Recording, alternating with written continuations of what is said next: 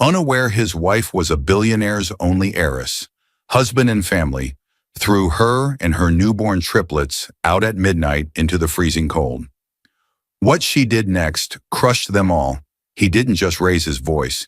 In that small family house, her husband and his family stood by as he dragged his wife, still bleeding from childbirth, to the front door, shoved 3 crying newborns into her arms, and pushed her into the freezing midnight air, his mother and younger brother watching, his mistress smirking from the hallway.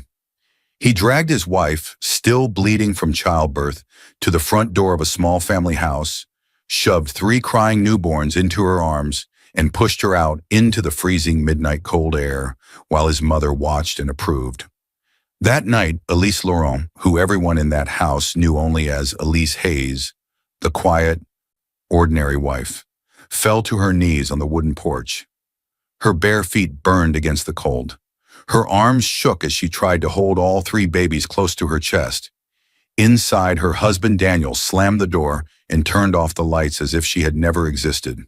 He thought she had nowhere to go. He thought she had no one. He thought throwing her and the triplets into the dark would erase her from his life forever. What he never knew was this: the woman he had just abandoned was not just a wife. On every legal document he never bothered to read, she was still Elise Laurent, the only heiress of the powerful Laurent family. Years ago, her father had quietly placed a protection order on her name and bank accounts, one that would alert his people if anyone ever abused her identity or if she was marked as at risk. The same night Daniel went back inside to celebrate his freedom with his mistress, the last fraudulent charges he made in Elise's name triggered that old order. While he laughed, 3 black SUVs were already turning onto his street, following the digital trail of his greed all the way to his front door. As Elise whispered, "Someone, help," into the cold, a familiar voice stepped out of one of those SUVs and called her by a name she had buried for years. "Miss Laurent, we've been looking for you." From that moment, this was no longer a story about a weak wife. It became a quiet war, a war of evidence, bank statements, video recordings, lawyers, courtroom silence, and a downfall Daniel never saw coming. Dear viewers, thank you for being here. If you watch without subscribing, it's like letting Elise's voice vanish back into the cold. When you click that button, you stand with every woman thrown away, every child almost left in the dark, and every silent heart that chose to rise. Please subscribe now, and in the comments, tell me where you're watching from. The sharp cry of pain came first. Elise Laurent, a 27-year-old woman in her 9th month of pregnancy with high-risk triplets, pressed a hand against her side as a sudden cramp tore through her belly. Tiny baby clothes slipped from her lap and scattered across the floor. The moment was intense. Her breathing quickened, her eyes squeezed shut, but she forced herself to hold steady. She had learned to do that. She had learned to stay quiet about her pain. This was the life she chose when she married Daniel Hayes. Her husband, her mistake, her hope, all at once. As the cramp eased, Elise slowly lowered herself onto the soft rug and reached for the onesies she had been folding. They were small, pastel colors with little stars, and she folded them with gentle care, her fingers trembling slightly. She always tried to make everything perfect for her unborn children. They were the only warmth she felt inside this cold home. Everyone here believed she was simply Elise Hayes, a woman from an average background with no one behind her. Only on paper, on the documents Daniel never bothered to read closely, did her full legal name still exist. She was the only daughter of Alexander Laurent, a billionaire businessman whose empire spanned properties, investments, and private companies. But she had walked away from all of it years ago, not for rebellion, not for greed, for love, at least the kind she thought she found. Back then, she lived in a grand mansion with marble floors, gold-framed doors, and quiet halls where her footsteps echoed. She had everything money could buy, but she didn't want any of it. After her mother passed away and her father grew ill, the mansion felt empty. She wanted something real, something simple and honest. A younger Elise, maybe 12, stood beside her father in a quiet hallway. He looked tired but proud. "I just want a simple life one day," she had whispered. "Real love, no money involved." Her father had crouched to her level and touched her cheek. Then hide who you are until you find it, he said gently. Keep the Laurent name on your papers, but you don't have to live as a Laurent. Only reveal the truth to someone who protects you without knowing your worth. I'll make sure you're still safe, even from far away. At the time, she didn't understand what he meant by safe. She only remembered the warmth in his eyes. The memory faded as the present returned. In this normal house with small rooms and creaking floors, Elise had tried to build the simple life she always wanted. She introduced herself to Daniel as Elise Hayes, said she had grown up in a small town, and never corrected him when he assumed she had no rich relatives. On the marriage certificate, the name still read Elise Laurent. But Daniel never cared about such details. She married him hoping for devotion, kindness, and safety. But she ended up in the Hayes household, where love was something she gave and rarely received. The bedroom door swung open. Daniel Hayes, 30 years old, tall, impatient, and already dressed for the day, stepped out. He walked past Elise without a single glance. His cologne drifted behind him, sharp and cold. His phone buzzed. He stopped walking, checked the screen, and smiled. A warm, private smile Elise hadn't seen in months. Her heart tightened, not because she wanted affection, but because she recognized that smile. It was the smile he used to give her, before everything changed, before he started coming home late, before he began treating her pregnancy like an inconvenience. Daniel, Elise struggled to sit up. I'm having a little cramp. Can you handle it? He snapped without stopping. I'm late. He was always late for something. Meetings, errands, unexplained trips. Never late to comfort her. He shut the door behind him. Elise didn't cry. She had learned not to. But the sting settled deep. A shadow moved in the hallway. Margaret Hayes, Daniel's mother, stepped inside. She was in her late 50s, sharp-eyed, and always judging. Her arms stayed folded as if permanently offended. You're still on the floor? Honestly, Elise, you're so clumsy, Margaret scoffed. I don't know how you expect to raise one child, let alone 3. Elise tried to stand. Margaret didn't offer help. Through the window, Mrs. Thompson, their elderly neighbor, watched with soft worry in her eyes. She often observed the household quietly. She never interfered, but she remembered everything. Times, dates, who shouted, who cried. It had become her private habit, her way of keeping a quiet record. Elise brushed her dress and continued folding the clothes, her breathing steady again. She focused on small movements, trying to soothe her racing heart. The babies kicked gently. She whispered to them, I'm here. I'm trying. I promise. As she stood, Daniel reappeared briefly to grab his wallet. This time he lowered his voice, almost hidden, as he answered his buzzing phone. Yes, I'll come tonight. His tone was low, secretive. Elise froze. She didn't hear what he said, only how he said it. Warm, eager, exactly the way he never spoke to her anymore. A quiet shiver passed through her. Something in her heart whispered, not loudly yet, but enough to unsettle her. Tonight, something is going to happen. And miles away, another phone buzzed with the same message. In the hands of the woman Daniel thought Elise would never discover.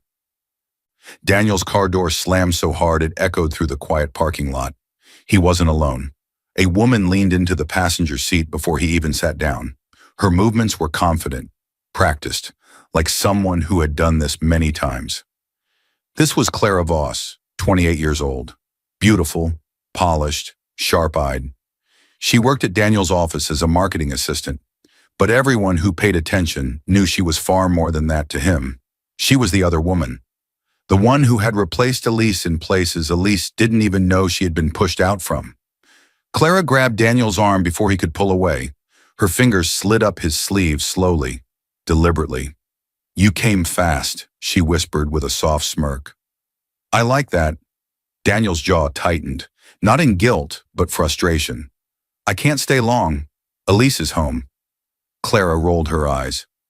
Elise is always home. That's her problem. She has no life outside those babies. Daniel didn't defend his wife. He didn't even hesitate. Clara tilted her head. She's holding you back, Daniel. She always has. The words struck him the way she intended, like truth disguised as concern. Intensity softened into quiet tension as Daniel stared through the windshield, breathing slowly.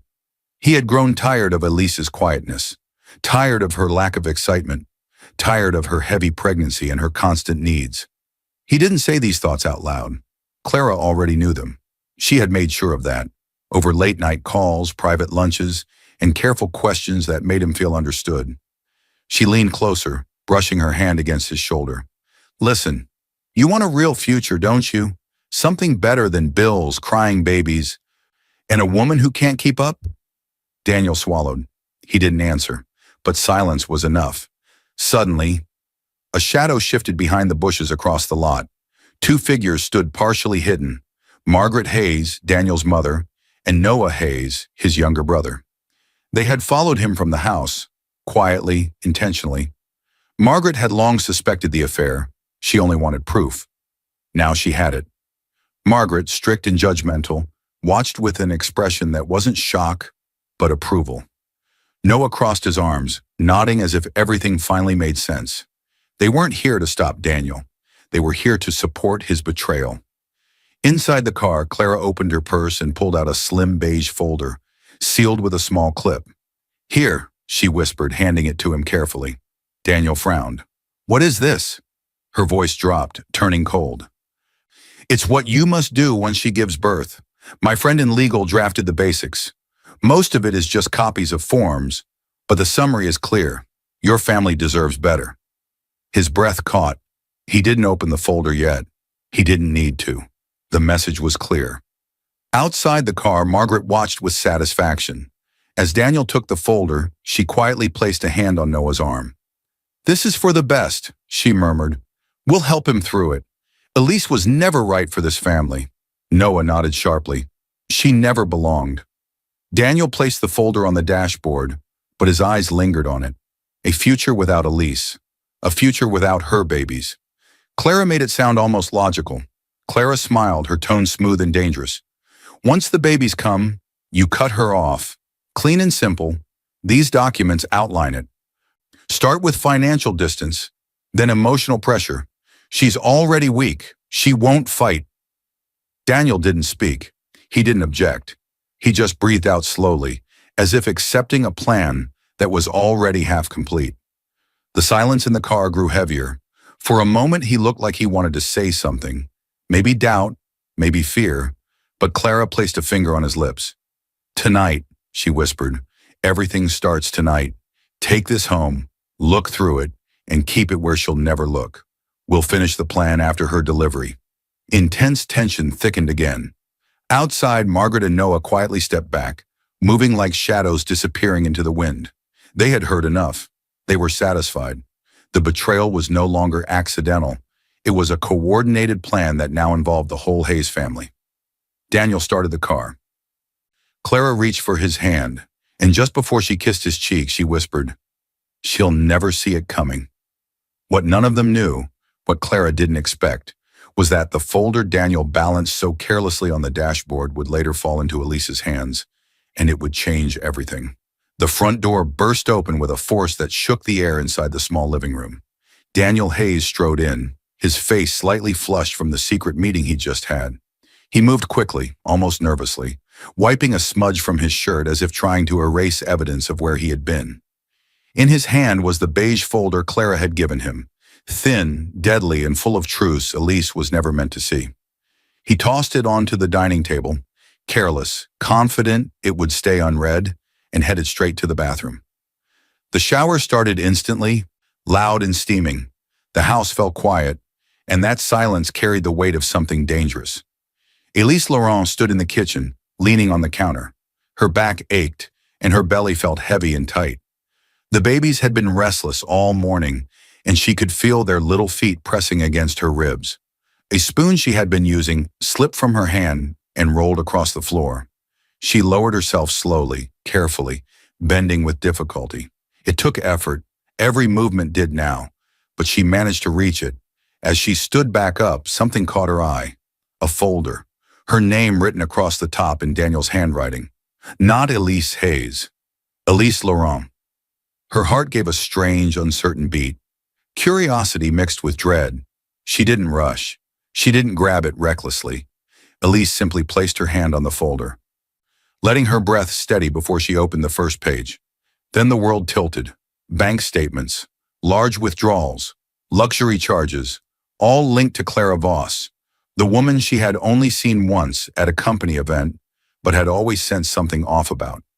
At the top of the statements, a small symbol glared back at her, the discreet crest of her father's private bank. Accounts she had intentionally left untouched for years. Yet the dates of the charges were recent. Elise blinked slowly. No, that can't. She turned the page. Hotel receipts, multiple dates, multiple nights. Daniel's signature at the bottom of each one. Her hands trembled so hard she had to sit down. Another page. A document titled DNA Testing Request. Clara's name was written beside Daniel's as the requesting parties. A note at the bottom, need proof the babies aren't mine. Tears burned at the back of Elise's eyes, but she refused to cry yet. Her body wouldn't let her, not when the next page cut deeper than all the rest. Plan after birth, separation strategy, signed by Clara, initialed by Daniel, noted as reviewed in Margaret's harsh, slanted handwriting. It detailed everything. Remove Elise from the home, limit her access to money, control the narrative with neighbors and friends, pressure her emotionally until she leaves on her own. Claims she was mentally unstable from childbirth. Her name, her babies, her life, turned into a plan, a strategy, a cold, heartless operation. Elise's breathing grew shallow. She pressed a hand on her belly, feeling a contraction tighten and release. Not yet full labor, but a warning. Her whisper came out thin and trembling. Why? Why are they planning to get rid of me right after I give birth? Her vision blurred. Her fingers clenched the edge of the table. She felt the room spinning, not violently, but slowly, like the ground itself had tilted and she couldn't find balance. A soft noise near the window made her turn her head. Mrs. Thompson, their elderly neighbor, had paused outside with her mail. She wasn't trying to spy, but her worried eyes drifted toward the house, watching Elise through the thin curtains. She saw Elise clutching papers to her chest, lips parted in shock. Mrs. Thompson had sensed something wrong in this home for months. She had seen Elise's shrinking smile, Daniel's late-night returns, Margaret's sharp tone. She couldn't hear anything now, but she recognized the expression on Elise's face. A woman realizing she was alone. A woman realizing she was betrayed. Elise's legs weakened. She sat down slowly, holding the folder to her chest as if protecting herself from the truth inside it. Her mind drifted, not to revenge, not yet, but to her childhood. Her father's voice returned like a whisper carried through time. If someone ever tries to destroy you, remember you are never truly alone. I left safeguards even if you turn your back on my world. Her father had known things, had sensed the world better than she ever could, and Elise suddenly wondered, was this the moment he warned her about? Another contraction hit, stronger this time. She shut her eyes, breathing through it. The babies were coming soon, too soon.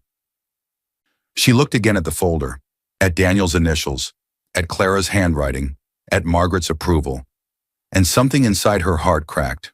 She had no anger yet, only shock, confusion, fear.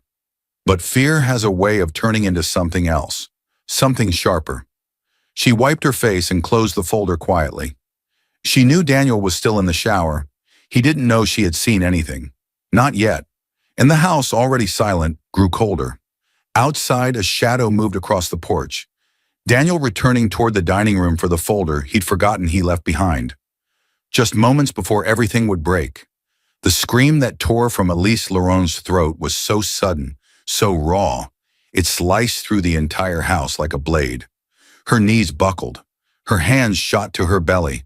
A powerful, unmistakable contraction ripped through her body, stronger than any she had felt before. Her breath vanished. Her vision shook. Her fingers dug into the arm of the couch as she tried to stay upright. The triplets were coming, too fast, too early, too violently. The beige folder, Daniel's cruel plan, slipped from her lap and hit the floor with a soft thud, pages spilling slightly, but Elise couldn't even look at it. Another contraction hit, pulling a desperate cry from her lips. Her voice echoed down the hallway. Daniel Hayes, her husband, rushed out, not with concern but irritation. He had just turned off the shower, intending to grab the folder and hide it in his car. "What now?" he snapped, dripping water onto the floor. Before Elise could answer, a sharp voice cut through the air. Margaret Hayes, Daniel's mother, stormed into the room. Her face was twisted into irritation instead of worry. "Oh, don't tell me you're going into labor now," Margaret hissed. "You planned this. You planned this to trap my son." Elise gasped, gripping the couch with one hand, her belly with the other. I need help. Please, call an ambulance." Margaret stepped back as if Elise were something dirty. "Doctors cost money. You can deliver here. Women did it at home all the time before you started whining," she snapped. Daniel didn't move toward his wife. He didn't call for help. He didn't even look alarmed. His eyes darted across the room, searching for the folder, and that something arrived. The front door opened. Clara Voss, Daniel's mistress, stepped inside. Slim dress, perfect makeup, a smirk playing at the corner of her lips. She no longer hid her presence. Margaret had given her a spare key days ago for planning. "You're early," Clara said to Daniel, ignoring Elise's pain. "We weren't expecting this mess just yet." Elise stared at her, breath trembling. She finally saw the truth, fully, painfully, undeniably. Clara moved closer to Daniel, brushing her fingers across his arm. "This is why you should have ended it sooner," she whispered, not even bothering to lower her voice. Elise's heart cracked. Her body shook, not just from the pain of labor, but from betrayal so sharp it stole air from her lungs. Daniel stepped toward Elise, not to comfort her, but to yell. "You need to get out. I'm done with you." His voice struck her harder than the contractions. Elise stumbled backward at the force of his words. Her water broke, splashing across the floor. Margaret gasped, not in empathy, but anger. "Now look what you've done. Disgusting. You're ruining the floor." Noah Hayes, Daniel's younger brother, appeared in the doorway. He took one quick look at Elise and scoffed. "She's making a scene. She always does." The room blurred. Elise fell to her knees, gripping the rug. Time lost its shape. Minutes stretched and twisted between contractions. No one called emergency services. No one brought a towel without complaining about the mess. Through pain, terror, and shaking, Elise delivered the first baby.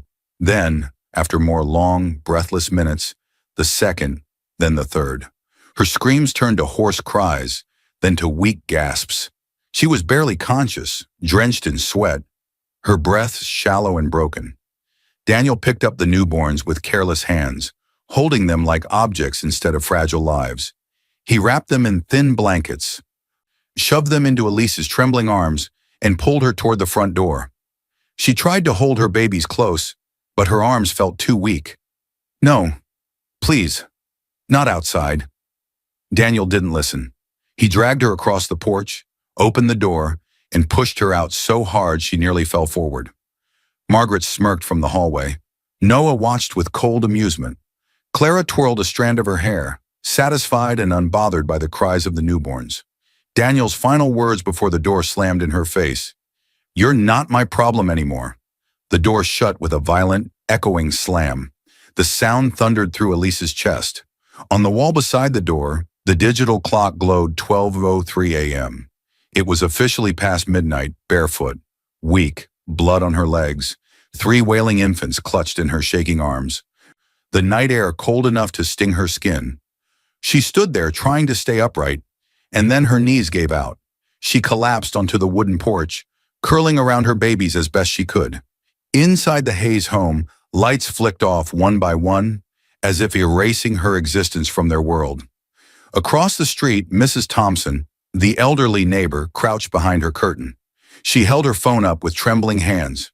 She was recording everything, every cruel word, every action, every moment. Proof, truth, justice, waiting. Her finger hovered over the emergency call button, but the sight of Elise collapsing made her start by gathering evidence first. She knew whatever help came would need to see the truth of what had been done. Elise tried to breathe, whispering, "Someone, help!" Her voice cracked. Her eyes fluttered. Her grip on her babies loosened. The world blurred. And then, headlights. Bright, sharp, moving fast toward the house. Not Daniel's car, not Clara's. Something else. Something bigger. Something life-changing. Three black SUVs rolled to a stop, engines low but powerful. Inside the house, Daniel popped open a hidden bottle of champagne while Clara laughed softly beside him. He thought the night marked his freedom. He had no idea it was the beginning of his ruin. From inside the lead vehicle, a familiar voice spoke Elise's name, one she hadn't heard since her father died. The blinding headlights washed over Elise Laurent's collapsed body like a wave of white fire. The SUVs didn't slow. They stopped. Hard, precise, perfectly aligned in front of the Hayes house, as if they had rehearsed this exact move. Doors opened in one synchronized motion. 3, 4, 5 shadows stepped out, tall, structured, dressed in black. The night air shifted. Something powerful had arrived. Elise, barely conscious, tried to lift her head. The cold wooden porch dug into her skin. Her babies cried weakly in her trembling arms, their little fists pressing against her chest. She struggled to speak. Help! The first shadow stepped forward and finally came into view. Marcus Hale, mid-40s, broad-shouldered, dressed in a black suit with a security pin on his lapel. He was her late father's chief of personal security, a man who once guarded Elise every day of her childhood. His voice, deep and steady, cut through the cold. "Miss Laurent, we've been looking for you for months." The sound of her old name, her true name, hit Elise like another contraction. Laurent, her birthright, her bloodline, her past. Her father had trusted Marcus to protect her, and now, after years of living quietly under the name Elise Hayes, she heard the name she'd abandoned. Marcus dropped to his knees beside her. His face, normally strict and unreadable, broke with shock and grief when he saw her condition. "My God, who did this to you?" He reached toward the babies gently. "Miss Laurent, please, let us help." Elise tried to answer, but her voice cracked. Everything felt heavy, her eyelids, her arms, her heart. A second figure stepped out from the SUV. A man in his early 50s, clean suit, sharp eyes, calm presence. Jude Laurent, her father's cousin and longtime family lawyer. He had been the one who handled every part of the Laurent empire after her father's passing. When Elise disappeared into a simple life, he kept his distance, honoring her choice. But Alexander Laurent had left strict instructions and digital protections in place. Jude approached slowly, taking in the scene. Elise bleeding, babies half-wrapped, porch cold, door shut behind her. His jaw tightened. "This is worse than we expected," he murmured. He exchanged a quick look with Marcus. They had been tracking unauthorized charges on one of Elise's untouched Laurent accounts for weeks. The spending led to Daniel Hayes. The address led to this house. They had come tonight intending to confront a fraudster. Instead, they found Elise half-conscious on a porch. Medical staff rushed from the SUVs, 2 nurses, a medic, and an emergency attendant with blankets and equipment. But Jude stepped forward first, his voice firm and controlled. "Elise, your father's estate activates in full upon the birth of your children. The protections around you and your assets are no longer limited. You are now the sole heiress, with full legal authority over everything he left." Her heart trembled. Everything clicked. Her father's flashback, his warning, her hidden identity, her choice to live simply, the bank crest on the statements she saw in Daniel's folder, the reason her father insisted she keep her legal name on every official document. Everything suddenly made sense. Her babies cried again. The nurses gently lifted them, checking their temperatures, wrapping them in thick, warm blankets. Tiny cries softened as warmth replaced the freezing air. Marcus touched Elise's shoulder. "You're safe now. We'll take you home," he said. Home. The word felt unfamiliar. Where was home now? The estate she abandoned? The husband who betrayed her? The life she built? Or the life she left behind? Elise's breathing slowed, numbness replacing the panic. She murmured weakly, "They threw me out. Daniel, Margaret, Clara. They planned it. They used my accounts." Jude's face darkened. "What they did is criminal," he said. He signaled to one of the guards. "Record everything, right now. Get the porch, the blood, the door, the angle of the cameras on the street. We'll secure Mrs. Thompson's video once we identify her. The medic placed an oxygen mask on Elise. Warmth wrapped around her as more blankets covered her trembling body. Marcus lifted her gently. Elise opened her eyes just long enough to see the Hayes' windows. Through a narrow gap in the curtain, she saw movement. Margaret pulling Clara deeper into the house. Noah laughing nervously. All of them thinking the house was closed and the danger stayed outside. They had no idea who just arrived. They had no idea what Elise truly was. Jude leaned close, his voice steady. We'll get you to a private clinic. The babies will be monitored constantly. Your father's protections were built for exactly this kind of betrayal. You don't have to fight alone anymore. Elise swallowed painfully. Her eyes dropped to her babies, safe in warm arms, gently rocked, cared for as they deserved. She saw their tiny faces, their innocence, their future. She inhaled deeply, not anger, not revenge, not yet, just clarity. I won't let them hurt us again, she whispered. Jude nodded. Then we begin quietly, he said. Marcus carried her toward the SUV. The medical staff followed closely, cradling the triplets as if they were royal infants. As the doors shut, Elise stared at the Hayes house one final time. She wasn't powerless anymore. She wasn't alone. She wasn't the woman they discarded. She was Elise Laurent, heiress, mother, survivor, and soon, something much stronger. Just before the SUV drove off, Elise whispered, "They won't see what's coming." Inside the SUV, an investigator turned on her tablet, revealing a file labeled Operation Evidence Collection, Hayes Household. The moment Elise Laurent opened her eyes, the room was already moving around her, fast, controlled, urgent. Medical machines beeped softly. Warm light replaced the harsh cold of the porch. Nurses adjusted IV lines. A medic reached for her wrist to check her pulse. Her newborn triplets lay in clear, warm incubators only a few feet away, tiny bodies rising and falling with fragile breaths. This was not a public hospital. This was a private Laurent clinic, discreet, protected, paid for long ago by a father who had planned ahead. But the true intensity came from the door. It opened with purpose. Marcus Hale, her father's former head of security, stepped inside with firm strides. Jude Laurent, the family lawyer and her father's cousin, followed right behind him, a file in his hand. Jude's voice was low but sharp. "Elise, we don't have much time." The words struck like cold lightning. Elise tried to sit up, wincing as pain shot through her abdomen. Marcus gently supported her back as she steadied herself.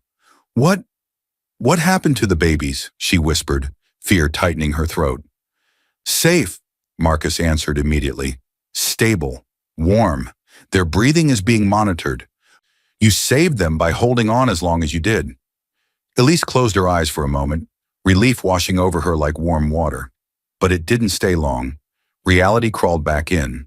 The betrayal, the freezing porch, Daniel's voice telling her she wasn't his problem anymore. Her heart tightened, but she kept breathing. She had to stay calm. For the babies. For herself. Jude moved closer to her bedside, his expression grave but gentle. "Elise," he said softly, "your father had one last request before he passed. He told us not to interfere in your life unless you were in danger. Unless you were truly—" His voice cracked slightly, surprising even him. "Alone." Elise looked away, swallowing the sting in her throat. She had chosen to live simply. She had chosen to hide who she was. But she never expected her own husband and his family to turn her into a burden and cast her aside like she was nothing. A nurse adjusted one of the incubators. The soft beeping filled the room again. It grounded her. Jude continued, "The moment the birth of your children was confirmed by the clinic, every protective order your father set in motion fully activated. Your inheritance, your security, your legal authority. Everything became yours, not just in theory, but in action." Elise stared at her babies, 3 small miracles who had no idea their birth changed everything. The door opened again, this time more quietly. A woman stepped in, mid-30s, sharp eyes, calm posture, tablet in hand. Samantha Reed, lead investigator for the Laurent estate. Marcus introduced her. "She handles intelligence and digital evidence. She's the best in the field." Samantha nodded politely and walked toward Elise's bed. "You're going to want to see this," she said. She tapped her tablet screen. A video appeared. Mrs. Thompson's shaky hands had recorded everything. Daniel shouting, Margaret's accusations, Clara's cold smirk, Elise collapsing on the porch, clutching her newborns in the freezing night. Samantha paused the video on Daniel's face as he slammed the door. Elise pressed a hand to her mouth as tears filled her eyes, not from weakness, but from shock that someone saw her. Someone cared enough to record the truth. Samantha's voice was steady. "Your neighbor sent this to us," she explained. "After our team loaded you into the SUV, I left a card with our contact email on her gate. She sent the video within an hour, with a message. This is evidence. Protect her." Elise wiped her tears with the back of her shaking hand. Another file opened on the tablet. Hotel receipts, messages between Daniel and Clara, bank withdrawals, fraud alerts, Daniel using Elise's identity and Laurent accounts to cover his personal spending. And then the cruelest document of all appeared as a scanned PDF. Plan after birth. Separation strategy. Samantha tapped the screen. Once we traced the suspicious payments to Daniel, we checked his email and Clara's through legal channels. Their messages and attached drafts led us to this document. Elise exhaled shakily. "He really wanted to remove me." Marcus spoke softly, but with a dangerous edge. "He underestimated you, and he underestimated the Laurent family." Jude stepped forward. "Elise, we can take this to court. What they did, every word, every lie can be exposed and punished. We can file for divorce, custody, financial restitution, and protective orders." Samantha reached into her bag. She pulled out a printed copy of the beige folder's contents, the digital version they had recovered. Elise's heart lurched. Samantha lifted the papers between her fingers. Quiet, deadly, heavy with truth. Then Samantha asked the question that changed everything. "Would you like this presented in court or leaked first through controlled media channels?" The room went silent. Elise looked at her babies, then at the faces of the people who actually cared for her. Her voice was soft but steady. "Both," she said. "Court first. Then the truth can go where it needs to go." A spark ignited in her eyes, small at first, then growing into something sharp, focused, unstoppable. The quiet war had begun. Jude opened a secure briefcase filled with sealed legal documents and said quietly, "Then the first step is to serve him." 2 weeks later, the Hayes house looked almost the same from the outside, but inside everything had started to crack. Bills piled up on the kitchen counter. 2 credit cards had mysteriously stopped working. Margaret Hayes was more irritable than usual. Daniel didn't understand why the bank kept reviewing his transactions. He thought it was a glitch. So he opened another bottle of champagne, one of the last he had bought using Elise's stolen identity, and tried to drown the unease rising in his chest. Daniel Hayes burst into loud laughter as he lifted a glass of expensive champagne. His arm was wrapped around Clara Voss as they lounged on the living room couch. Clara kicked off her heels and smirked. "You're finally free from her," she said. "Now we can build the life you deserve." Daniel leaned back, forcing a grin. "Oh, she'll be gone forever by now. She doesn't have friends. She doesn't have family. She has nothing. She'll disappear." Those words hung in the air like poison, because outside the house, on the same porch Daniel threw Elise onto weeks ago, something far more powerful waited. The doorbell rang, hard, firm, authoritative. Daniel frowned. "At this hour?" Clara's smirk faded a little. Margaret Hayes marched into the living room in her nightgown, annoyed. "If this is that neighbor again, I swear." The doorbell rang again, louder. Noah Hayes peeked from the hallway whispering, "Should I answer it?" Daniel waved him off.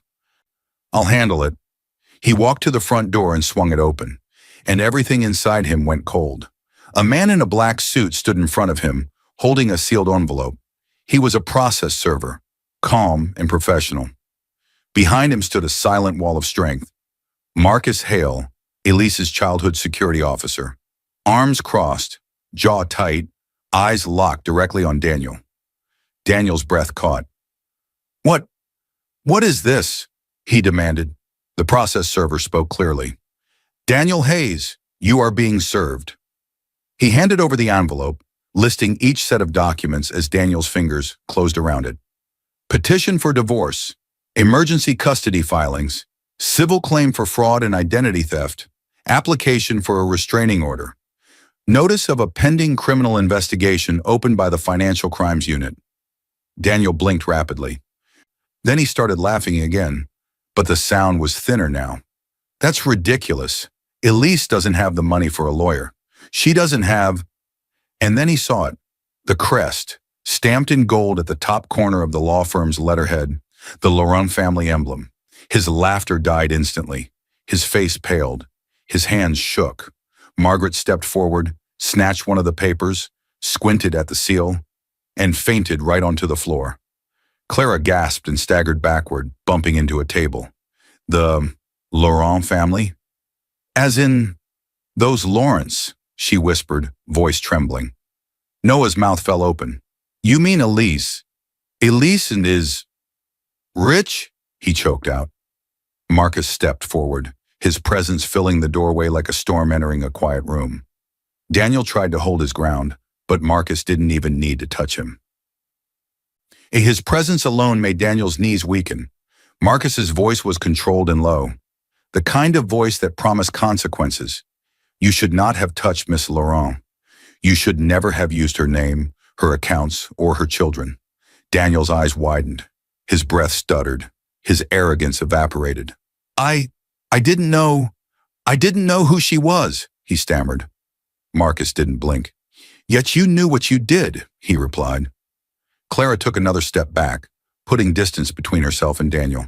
Her voice broke. Daniel, I didn't sign up for this. I didn't know she had a family like that. You said she was alone. Daniel turned on her. Don't you leave me. You planned this with me. Clara backed up until she hit the wall.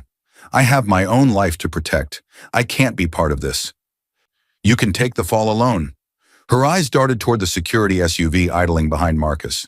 She realized something. Elise had power now, real power, and Daniel had just made an enemy he could never defeat. Daniel sank onto a chair, gripping his head. This can't be happening. Marcus leaned closer, eyes sharp. This is only the beginning, he said. Daniel shook his head violently. No, I can fix this. She'll talk to me. Elise trusts me. Marcus stepped aside, revealing the final document in the stack Daniel was still clutching. A court summons. Daniel saw the date. He saw the list of orders Elise requested. He saw the note about financial discovery and fraud evidence. His future collapsed in his mind. He let out a desperate, broken breath. As Marcus turned to leave, he said one last thing over his shoulder. See you in court. Mr. Hayes, bring a good lawyer. You're going to need one. The courtroom exploded with noise the second Elise Laurent entered.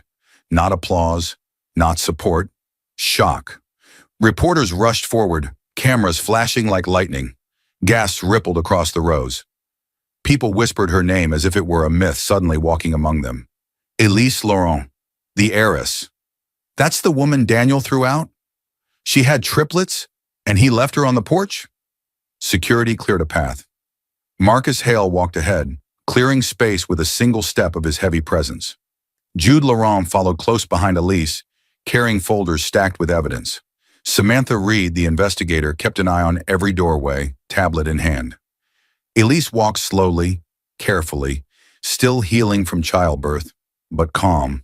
Her face was pale, but her eyes carried quiet strength. The courtroom bench creaked softly as she sat, hands gently folded. Across the room, Daniel Hayes was already standing at the respondent's table.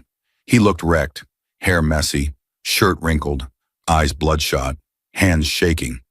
His lawyer, Attorney Collins, kept whispering instructions, but Daniel didn't seem to hear a word.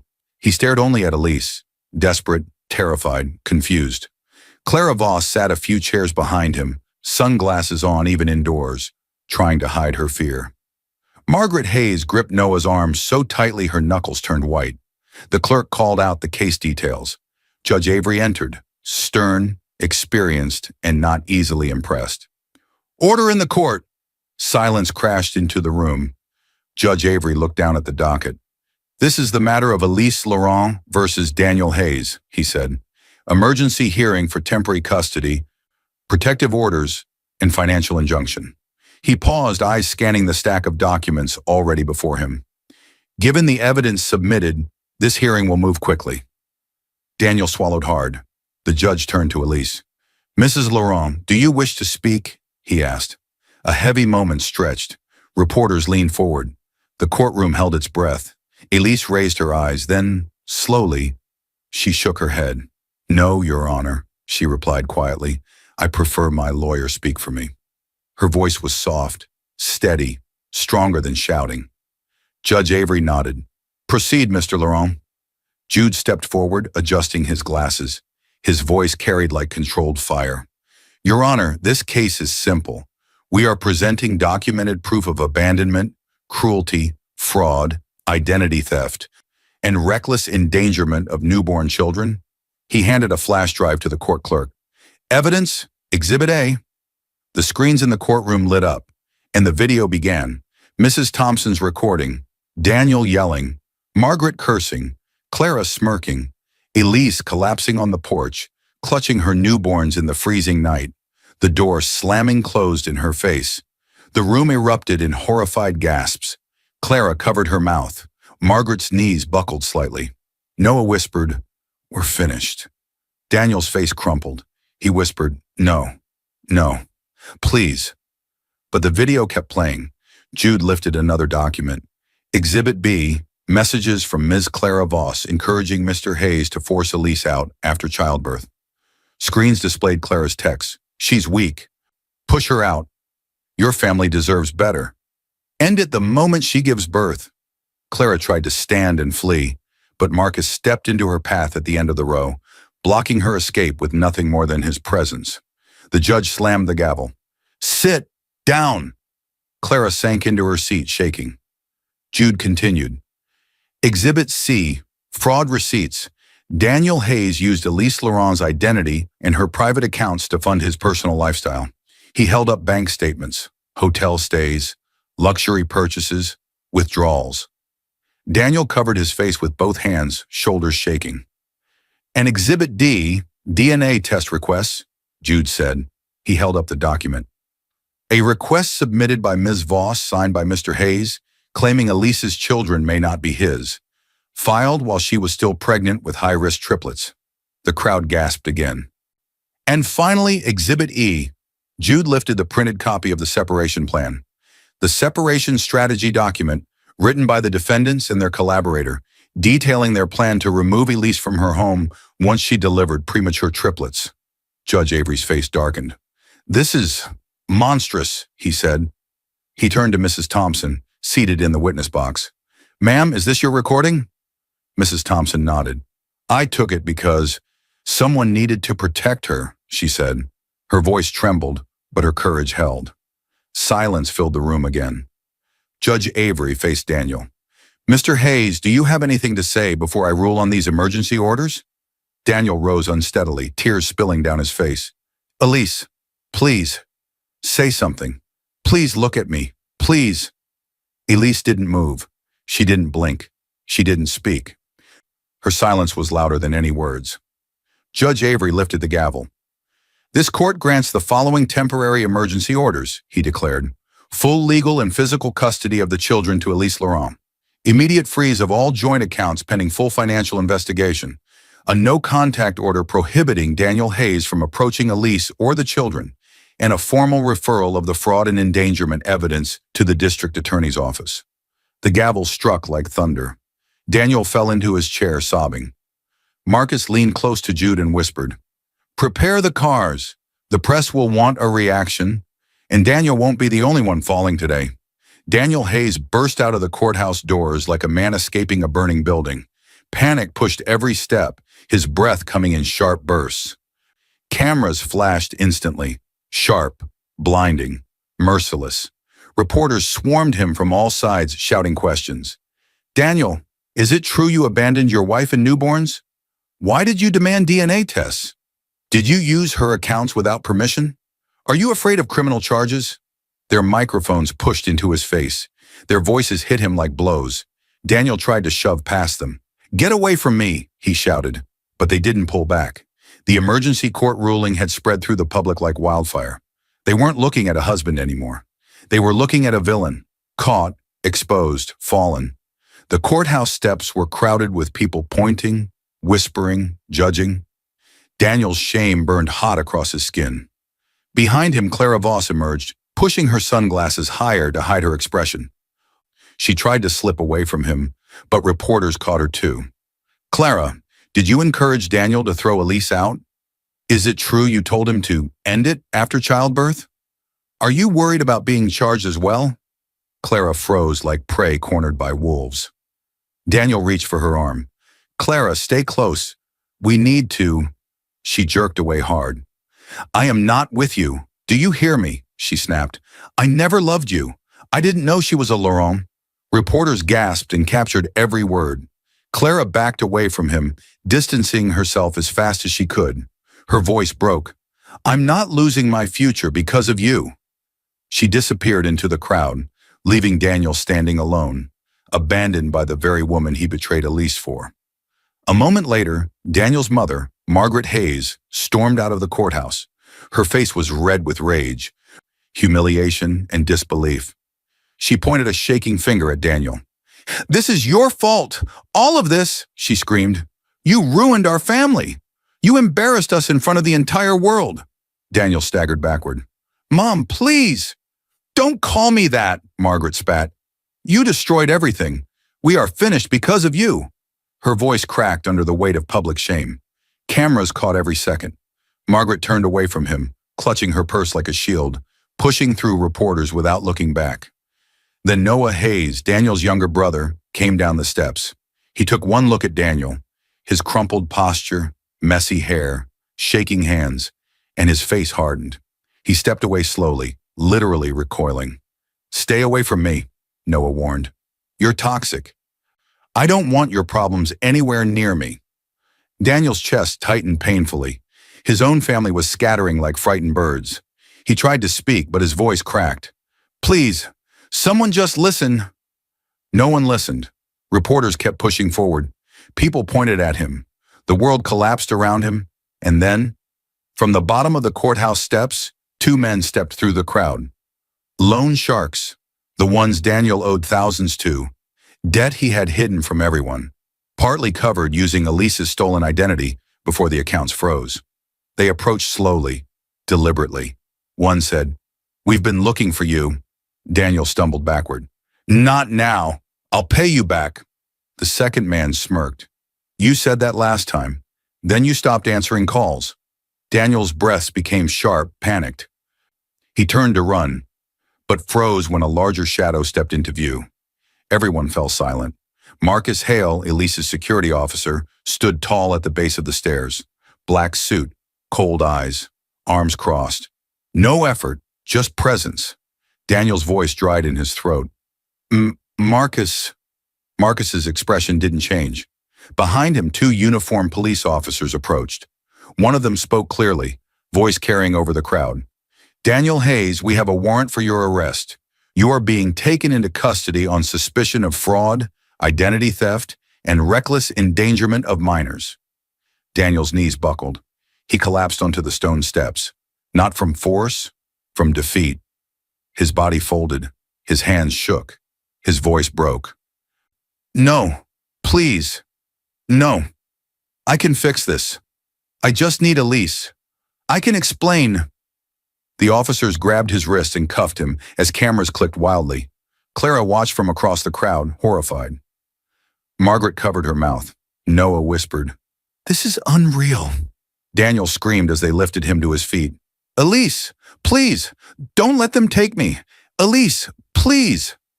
But Elise was nowhere in sight. She didn't need to be. Her silence was louder than his cries. The officers pulled Daniel toward the police vehicle. As the door slammed shut on Daniel, Marcus received a call in his earpiece. His expression darkened, and he murmured, "Understood. Tell Elise we're on our way. It's time." Several weeks after the night on the porch, the courthouse steps shook with noise, sirens, reporters, and Daniel's desperate screams echoing through the air. Officers tried to hold him still by the police vehicle, but Daniel Hayes kept thrashing, pulling against the cuffs, begging, shouting, losing every last piece of pride he once had. Please, I need to see her, he cried, voice cracking.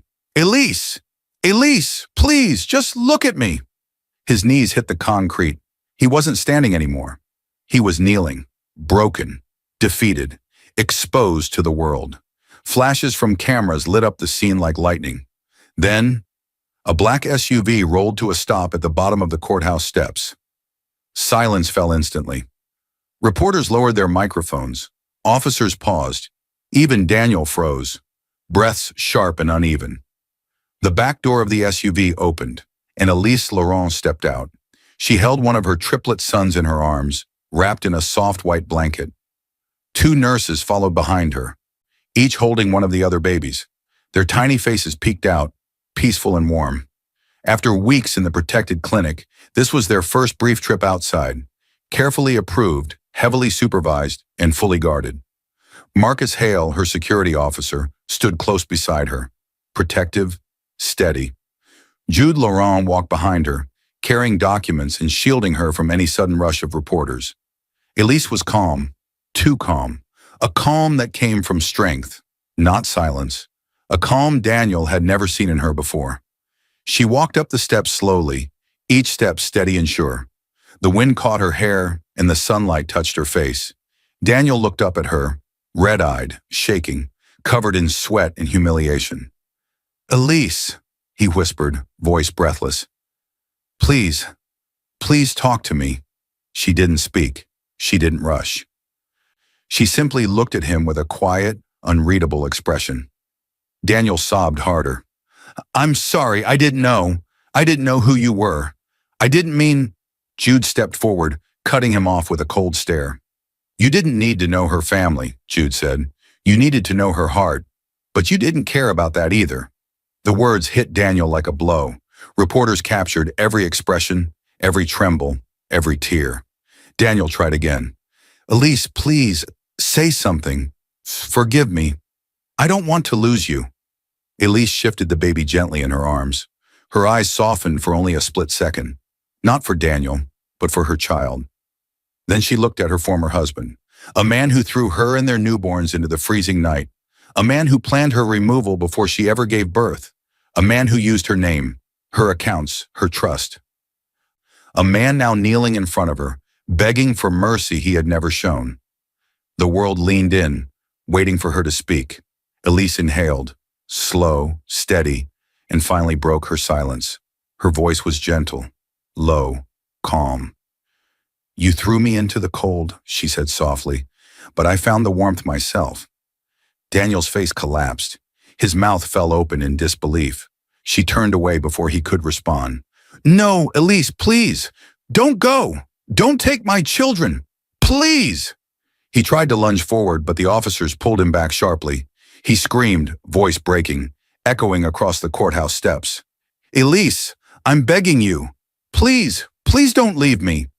She never looked back. Not once. She walked down the steps with grace, her triplets safe in the arms of the nurses beside her. Marcus opened the SUV door. Jude guided her gently. Daniel's screams faded behind her. Reporters whispered in awe. The world watched a woman who had been thrown away walk away with everything that truly mattered. Elise settled into the seat, holding her baby close. The three infants, exhausted from the chaos, slept peacefully. Soft breaths, tiny fingers curled, faces relaxed. Her new life had already begun. The SUV door closed. The noise outside disappeared. The engine started. As the car pulled away from the courthouse, Elise looked out the window just once. Not to see Daniel, but to see the sky. For the first time in a long time, she felt free. Jude glanced at her from the front seat and said quietly, There's still the matter of the Hayes assets, the public statement, and how you want your story told. Are you ready for what comes next? Elise touched her baby's foreheads gently. Yes, she whispered. I'm ready. And the SUV drove toward her future.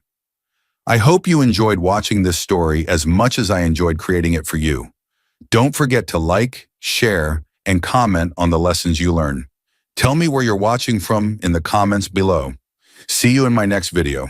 Unaware his wife had just closed a secret $5 billion deal, He dumped her for a new marriage and called her a failure. What she did next left him jobless and homeless. He didn't just leave his wife. He stormed into their quiet home, slammed his bag against the wall, and told her she was a useless woman with nothing to offer. Mark Carter didn't pause, didn't breathe, didn't even look at the papers that fell from her hands, pages worth billions.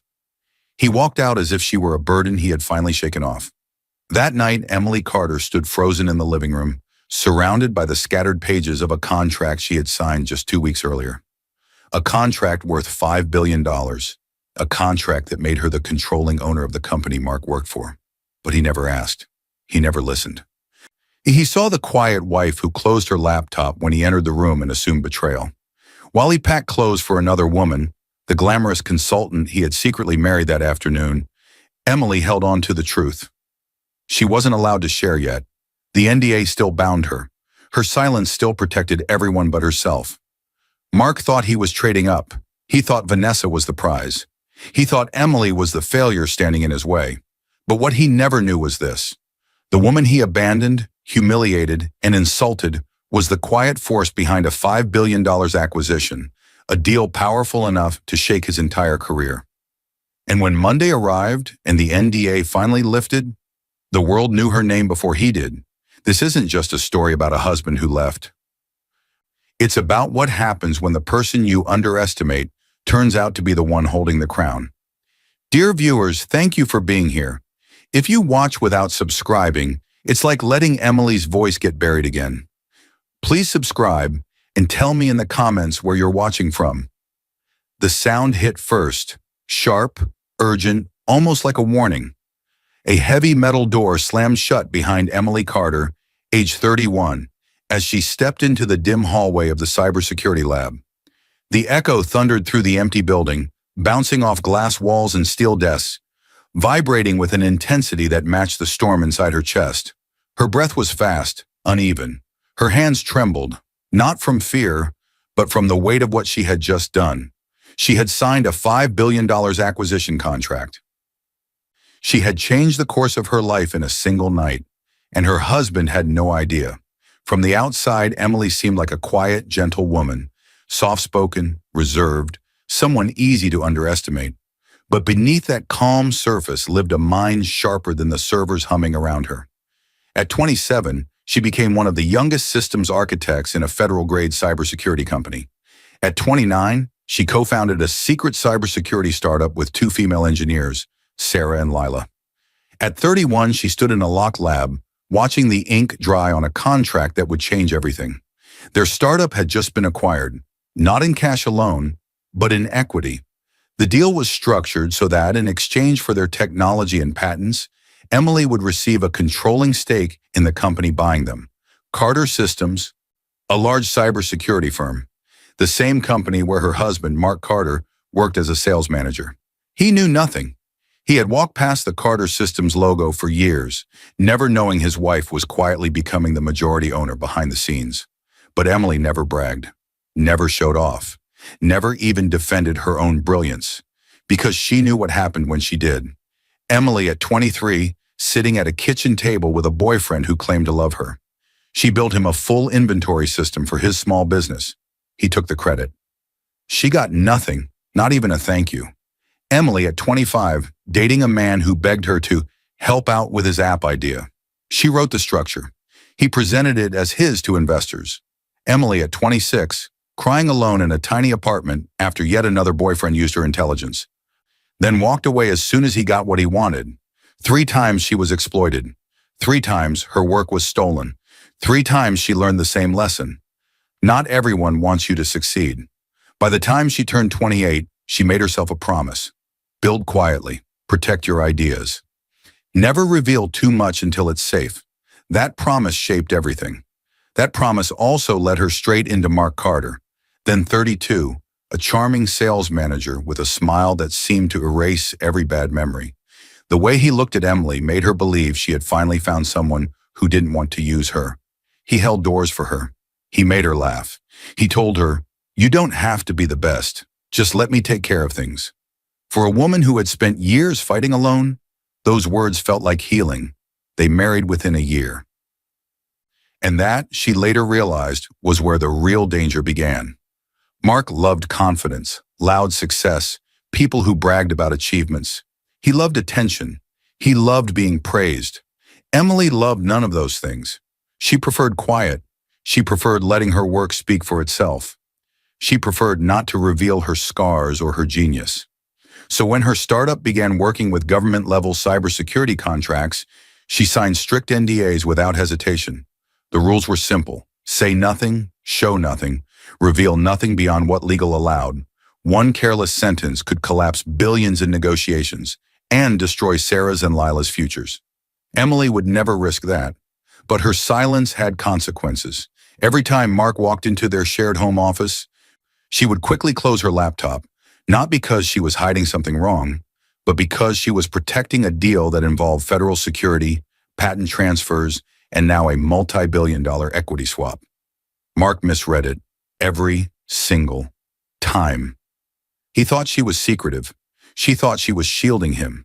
Neither understood the other, and neither realized this tiny misunderstanding was quietly preparing to destroy their marriage. Now, standing in the cold hallway with the $5 billion contract in her hand, Emily finally allowed her heartbeat to settle. For the first time in years, she let herself imagine telling Mark everything. The truth, the deal, the success. The fact that when this contract closed, she would own the company that paid his salary. Maybe he would be proud. Maybe he would finally see the woman she really was. Her phone buzzed, a message from Mark.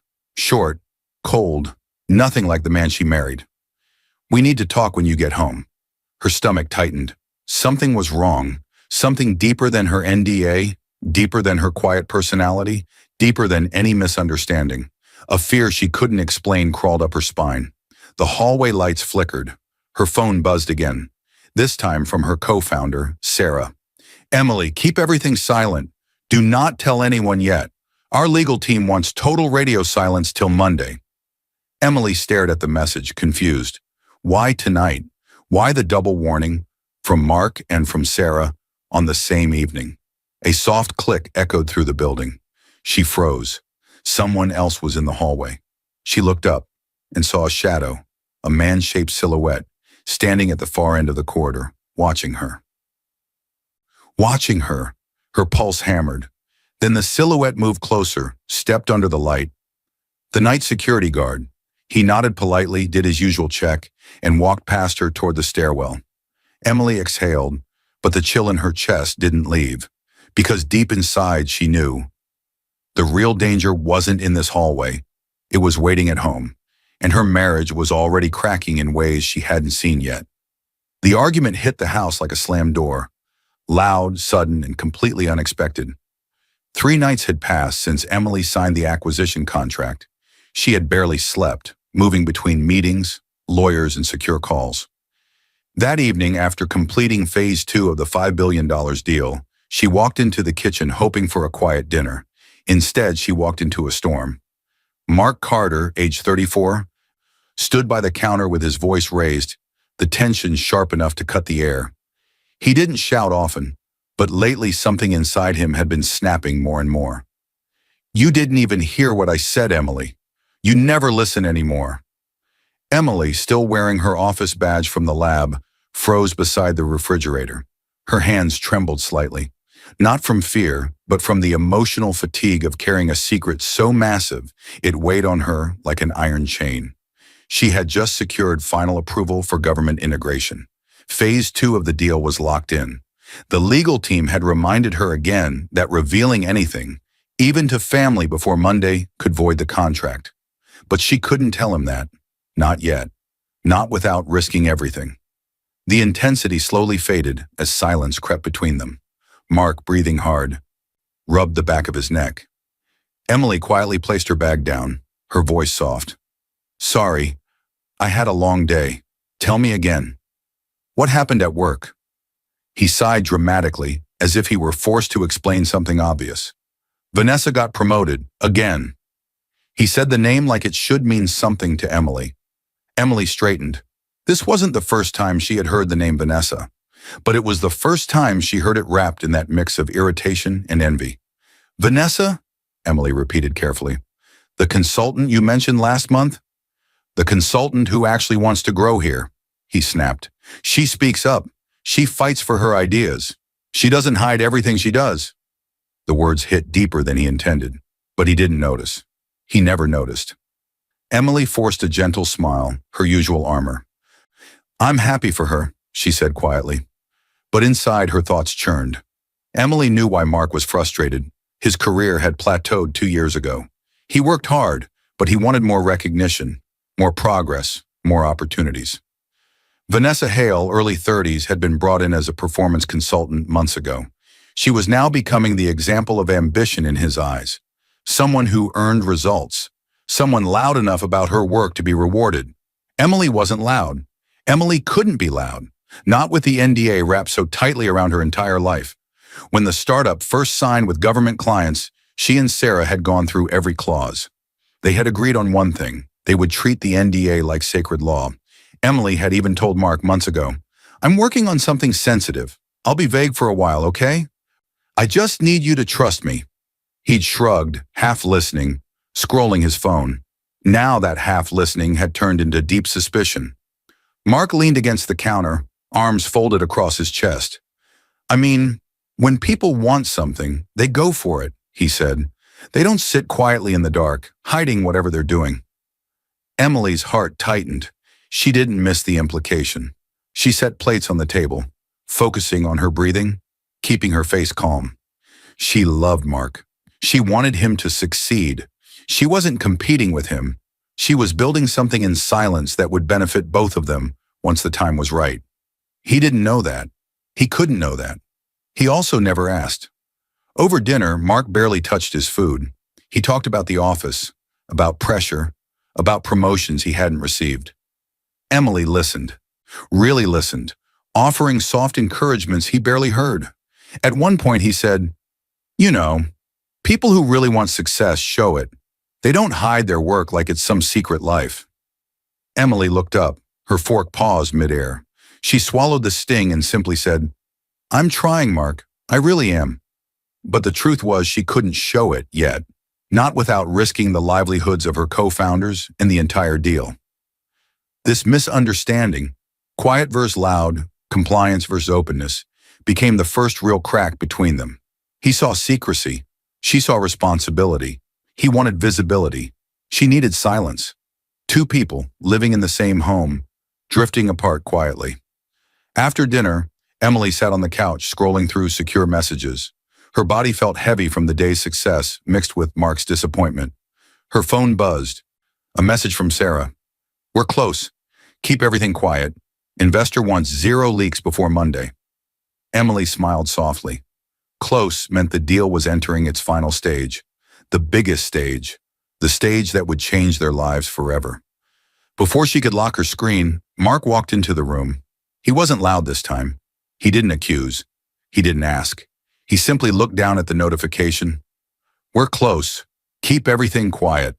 And the look in his eyes shifted into something dark. Suspicion, hurt, assumption.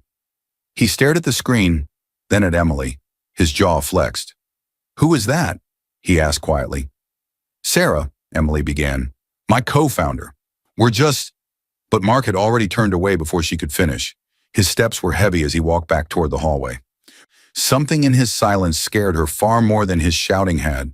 From the bedroom, she heard him pick up his phone. She couldn't hear the full conversation, but she recognized the name he said, Vanessa. Can we talk?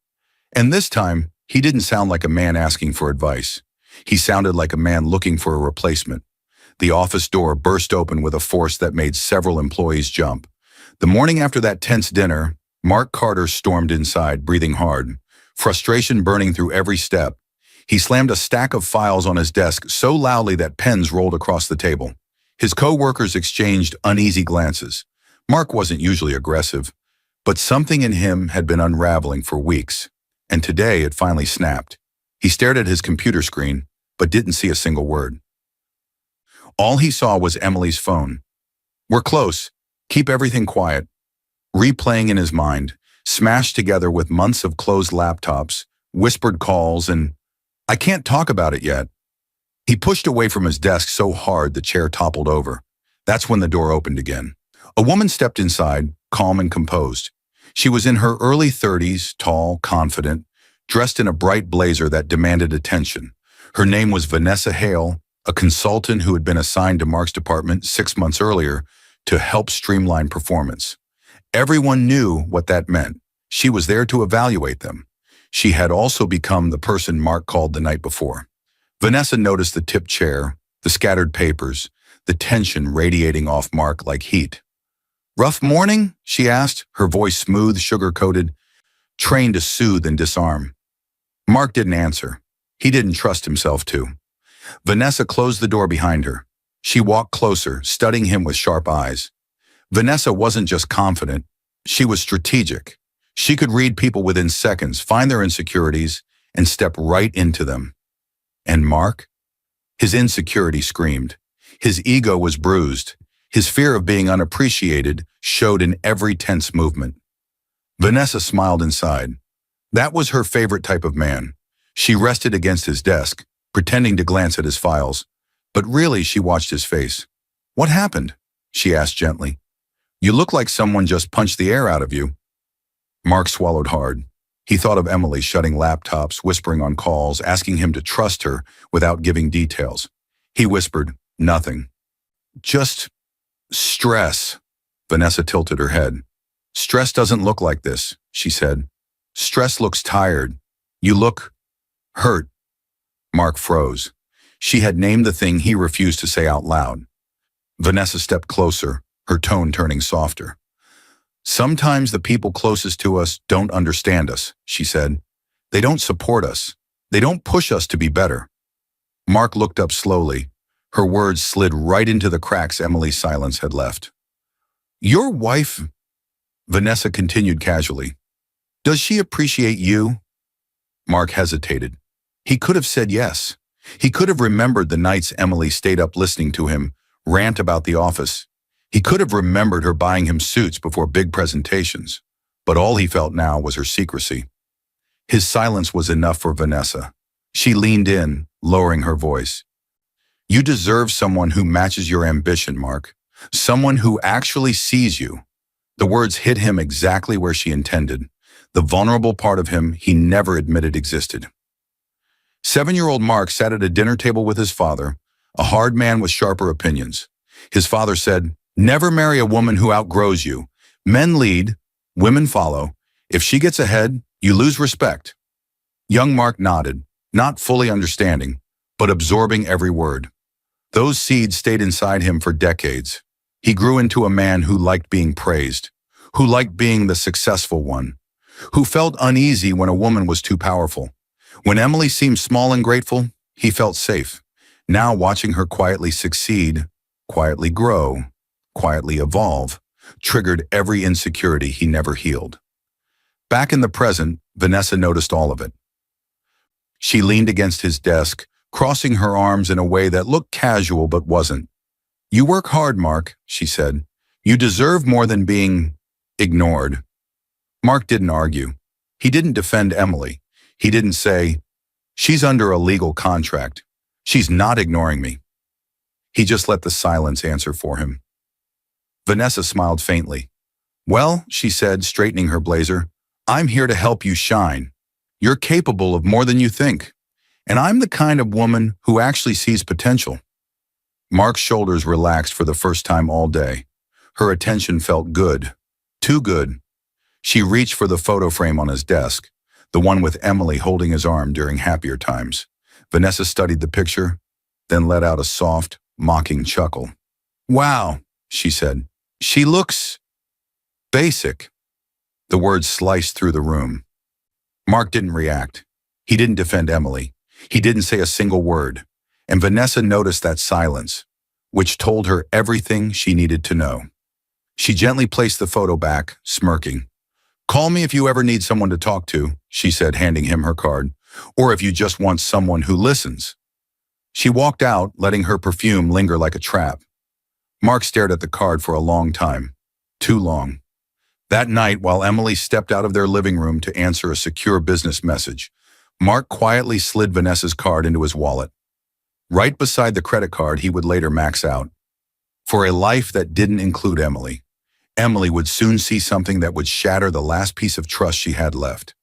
The shouting hit before the door even closed. Emily Carter stepped into the house with her bag still on her shoulder, heart racing from excitement. The legal team had confirmed it that afternoon. All signatures were in. The $5 billion acquisition was fully executed. On paper, she now held controlling interest in Carter Systems, Mark's company. She was days away from being allowed to say it out loud. But before she could even take off her shoes, Mark's voice cut through the living room like a blade. "Where were you?" His tone wasn't curious. It was sharp, cold, accusing. Emily froze halfway across the doorway. She blinked at him, confused by the icy stare he aimed at her. His eyes weren't the warm, playful eyes she fell in love with. They were narrowed, suspicious. She swallowed. "Mark, I just got home from work. The lab ran over. We had work," he repeated, mocking her word. "Is that what you call all these secret meetings?" Emily's heart sank. She walked into the kitchen slowly, like stepping into a room full of broken glass. Mark's laptop was open on the counter. A page of her private calendar sat on the screen. Investor call, secure, founder briefing confidential meeting. So off-site. He had gone through her calendar. She suddenly remembered they had linked their calendars a year earlier so they wouldn't double-book doctor visits and birthdays. She never imagined he'd weaponize that access. "Mark, why were you in my calendar?" she asked gently. Mark laughed once, bitter. "Because you don't tell me anything. Because every time I walk into the room, you shut your laptop. Because you whisper on calls. Because you've been hiding something for years." His voice cracked slightly, revealing something beneath the anger. Hurt, insecurity, fear of being left behind. Emily stepped closer. "I've been working on something important, but I can't talk about it yet. I told you months ago I signed a strict NDA. I could lose everything if I say the wrong thing before." "So you are hiding something," he snapped. "No," she whispered. "I'm protecting it. I'm protecting us." But she couldn't say the words. $5 billion acquisition, government contracts, controlling stake in his company. She could only hope he trusted her enough to wait until Monday. He didn't. Before she could continue, his phone buzzed on the counter. A new message flashed across the screen from Vanessa Hale. He didn't hide the message. He didn't close the phone. He didn't even move it away. Did she lie again? A marriage without honesty is already over. Emily felt her stomach twist. Mark didn't deny anything. He didn't say, "You don't understand." He didn't silence the message. He just watched Emily stand there with tears building at the corners of her eyes. She tried again. Her voice shook. "There's something important I need to share soon. Legally, I have to wait till—" "So you can't tell me now?" He cut in. "It's not time yet," she answered honestly. To her, that meant the contract isn't fully cleared for public disclosure. To him, it meant only one thing. "You're lying." He stepped back like she was some stranger who had invaded his home. "Don't bother," he said. "I already know what's going on." Emily's voice cracked. "You don't." But Mark wasn't listening, because Vanessa had already planted the poison. "She's been lying to me," he whispered, more to himself than to her. "She's draining me, and I was too stupid to see it." Emily frowned. "Draining you? What does that mean?" Mark didn't answer. He opened his banking app and held it toward her, hands shaking with fury. There on the screen were small transfers from their joint account, amounts of $40, $60, $100, moving into Emily's registered business account. Transfers she had set up through their accountant months ago, when they both agreed she'd invest a portion of their savings into her consulting work. Transfers she had mentioned casually, that he'd waved off at the time, tiny amounts compared to their income. But they looked suspicious out of context. "You're using my money," Mark muttered. "You're funding your secret life with my account." "Mark, you signed off on this with our accountant," Emily said, trying to keep her voice steady. "It's for servers, legal fees, secure tools. I told you I was building something." He pulled the phone back. He didn't ask why. He didn't ask what the transfers actually paid for. He didn't ask about her startup, or the contracts, or her reasoning. He had already decided. He stepped away, his voice dropping into something dark. "This marriage is starting to look like a joke." And then he grabbed his jacket, He grabbed his keys. He grabbed his phone. He walked out without looking back. As the door slammed behind him, Emily's phone buzzed. A single message popped up from her lawyer, Andrew Blake. Emily, the NDA lifts next Monday, and I just saw something in the public records. We need to talk. Call me immediately. Her heart pounded. Public records? About what? She didn't know it yet, but Mark hadn't just walked out to cool off. He was walking out to rewrite his life with someone else. The moment the front door exploded open, Emily Carter knew something terrible was coming. It had been 3 days since Mark stormed out.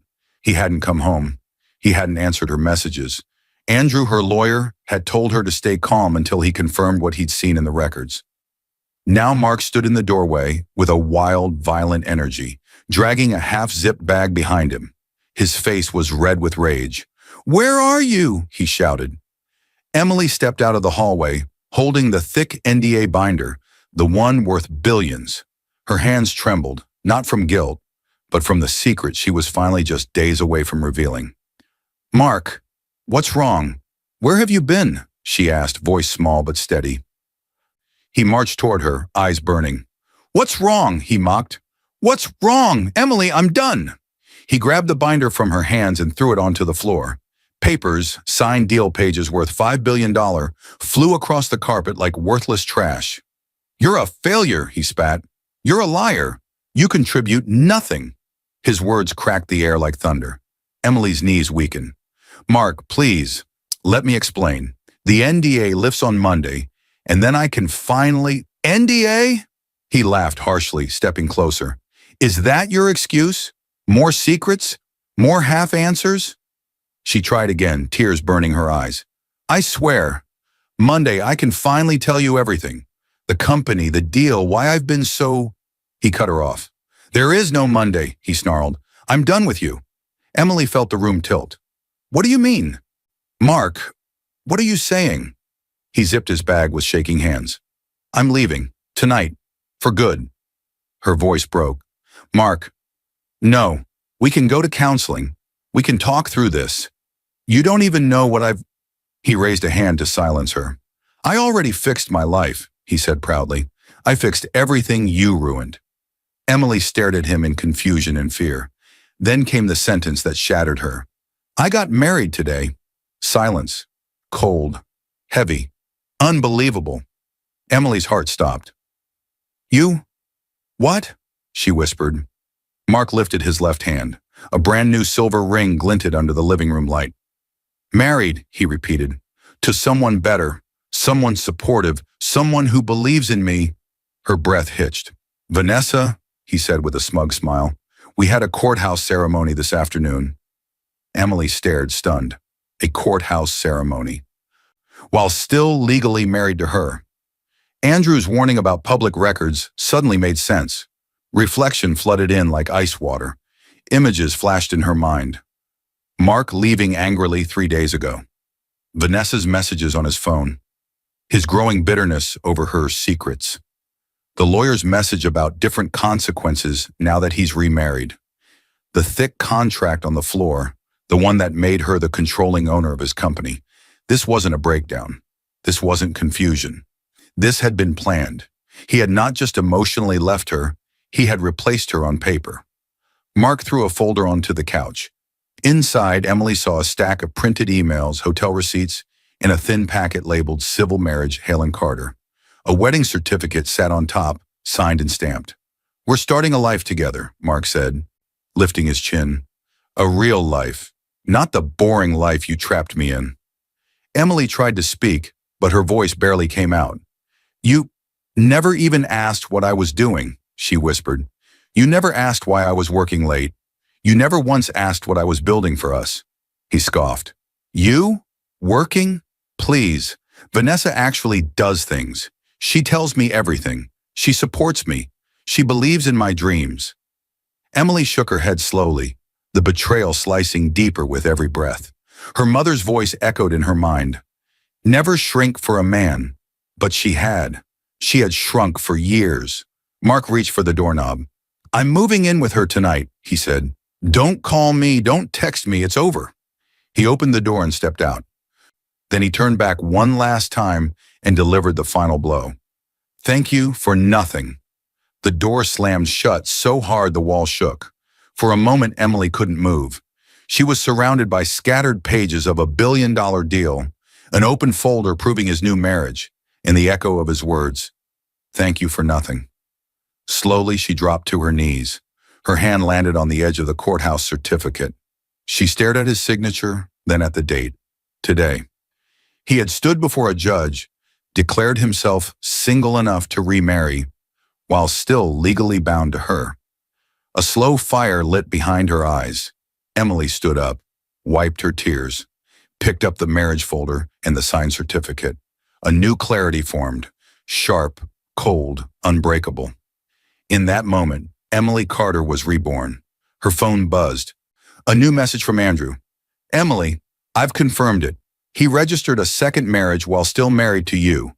Now that he has remarried, the legal consequences will be very different.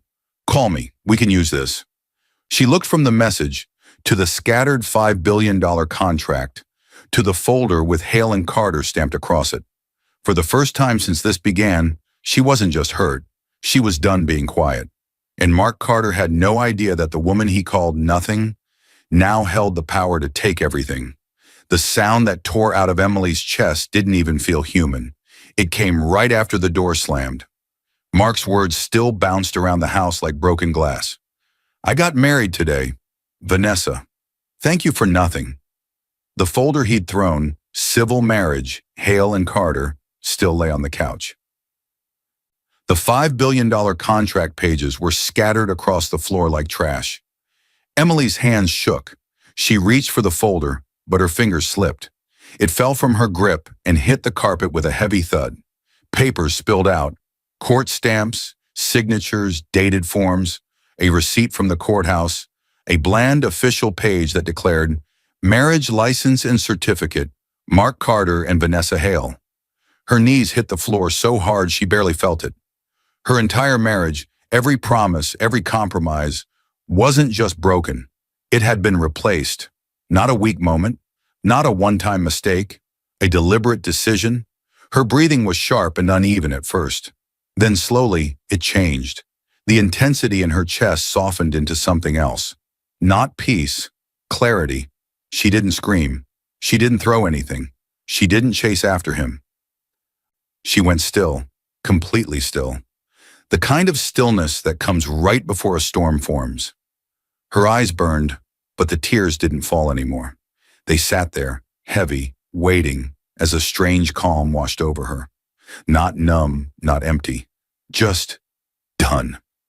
As she stared at the marriage folder, old memories rose like ghosts. Emily, age 22, watching a boyfriend plug her code into his project and tell his friends, "Yeah, I finally figured this part out." She sat there quietly, giving him the win. Emily, age 25, being told by a partner, "Relax, you're smart, but you're not leadership material. Let me talk to investors." She stepped back, even though she had written every line. Emily, age 26, holding a rejection email for a senior position she was qualified for. Her then boyfriend had convinced her not to apply. "You're not ready," he said. 2 weeks later, he applied for the same role. Every time she shrank, every time she stayed quiet, every time she handed away the light she had earned. She thought Mark was different, but now with his second marriage certificate on the floor of the home they shared, she realized the truth. She hadn't married a different kind of man. She had married the final version of the same pattern. This time, though, there was one difference. She was not powerless. Her breathing deepened. No shaking, no panic, no begging. Just a steady rise of something harder, stronger. Decision. Emily reached for her phone with steady fingers. She dialed the one person who knew every legal detail of her life. Her lawyer, Andrew Blake, age 45. Sharp, loyal, and brutally honest. He answered on the second ring. "Emily, I was just about to call you. I checked the records. He actually—" She cut him off. Her voice was soft, but there was steel in it. "Andrew, prepare everything." There was a pause on the line.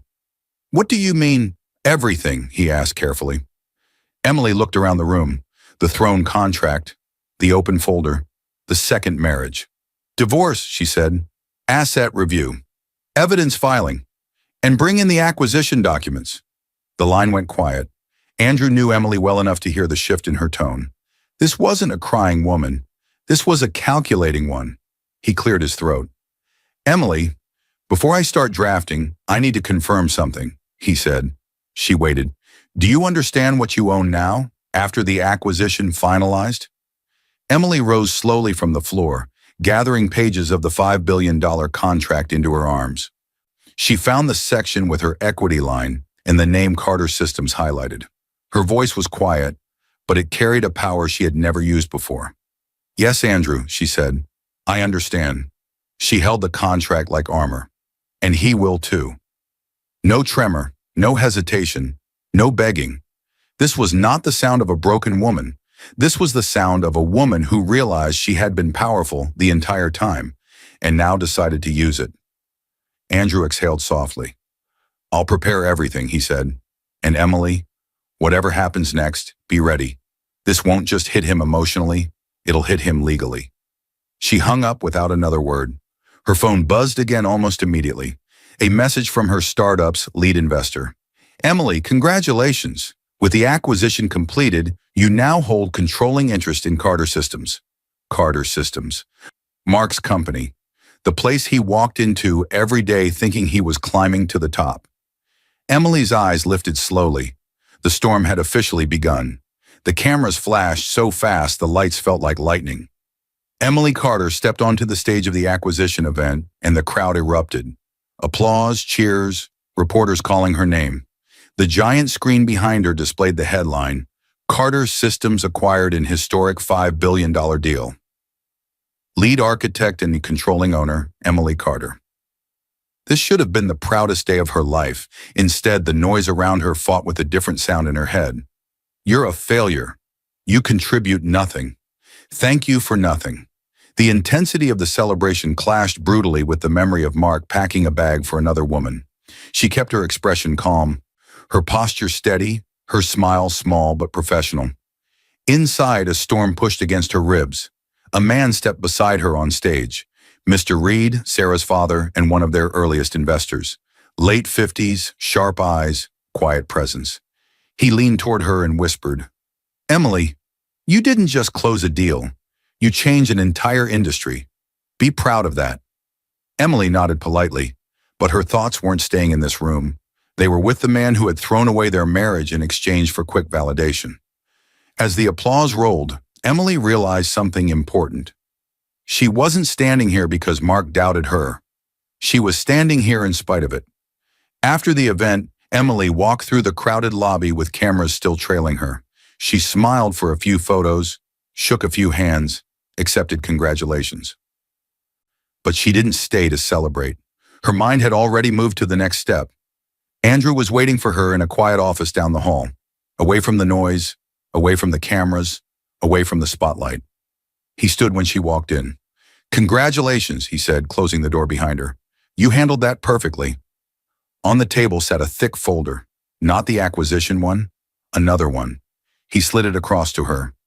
Before we decide on next steps, he said carefully, you need to see everything we've gathered. Emily sat down and opened the folder.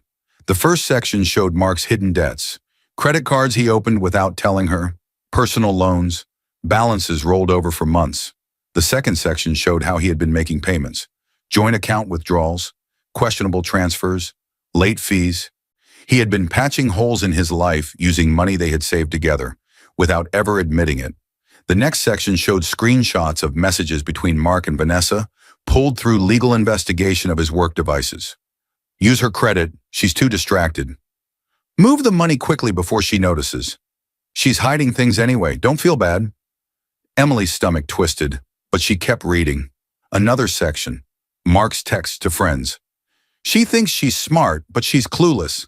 She brings nothing to the table. Vanessa gets me, Emily doesn't. Emily felt a sting behind her eyes, but no tears came. She had already cried all she was ever going to cry for him.